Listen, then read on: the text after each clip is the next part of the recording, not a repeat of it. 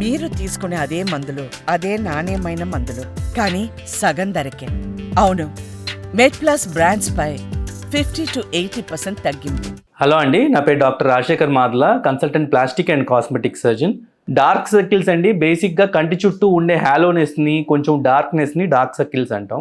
Dark circles ఎందుకు ఏర్పడతాయంటే, dark circles జెనెటికల్గాను ఉంటాయండి. అంటే మీ వంశపారంపర్యంగా మీ పేరెంట్స్కి, మీ మేనరికంగా మీ మేనవ నుంచి ఎటు నుంచి వచ్చిన డార్క్ సర్కిల్స్ వస్తాయి. లేదు అంటే ఎక్కువ నిద్రపోకుండా, ఎక్కువ స్ట్రెస్ఫుల్గా ఉండటం వల్ల, కళ్ళకి సరిపోను రెస్ట్ ఇవ్వకపోవటం వల్ల కూడా డార్క్ సర్కిల్స్ ఫామ్ అవుతాయి. అది కూడా కాకుండా మీకు ఏదైనా ఫీవర్స్ కానీ, ఏదైనా క్రానిక్ ఇన్ఫెక్షన్స్ కానీ వచ్చి బాగా డీహైడ్రేటెడ్ అయినా కూడా సంకెన్ ఐస్ అంటే కళ్ళు లోపలికి వెళ్ళిపోవటం, డార్క్ సర్కిల్స్ ఫామ్ అవుతాయండి. డార్క్ సర్కిల్స్కి ఏం చేయాలి అంటే, ఫస్ట్ ఆఫ్ ఆల్ కళ్ళకి కుదిరినంత రెస్ట్ ఇవ్వాలండి. మంచిగా హైడ్రేట్ అవ్వాలి, బాగా వాటర్ తాగాలి. నిద్ర అన్నట్టు కనీసం ఒక 6 to 8 hours సౌండ్ స్లీప్ కావాలి. నిద్రపోయే ముందు చీకట్లో ఫోన్ చూడటం మానేయాలండి. ఫోన్ నుంచి వచ్చే బ్లూ లైట్ వల్ల కూడా కళ్ళు బాగా డ్యామేజ్ అవుతాయి, డార్క్ సర్కిల్స్ వస్తాయి.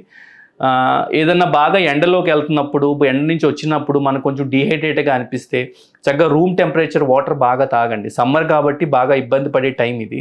సో దాంతోపాటు మరీ ఇబ్బందిగా అనిపిస్తుంది ఎండలోకి వెళ్ళి వచ్చాం అనుకుంటే కనుక కొంచెం ఈ కీరా ముక్కలు కానీ, లేదంటే ఒక కాటన్ని మామూలు వాటర్లో ముంచుకుని అయినా కళ్ళ మీద పెట్టుకుని కొంతసేపు రిలాక్స్ అయితే డార్క్ సర్కిల్స్ తగ్గుతాయండి. లేదు, క్రీమ్స్ కూడా ఉన్నాయండి డార్క్ సర్కిల్స్ తగ్గడానికి.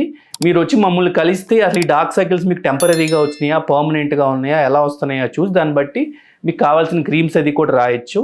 లేదు అంటే కనుక న్యాచురల్ రెమెడీస్లో కూడా తగ్గించుకోవచ్చు.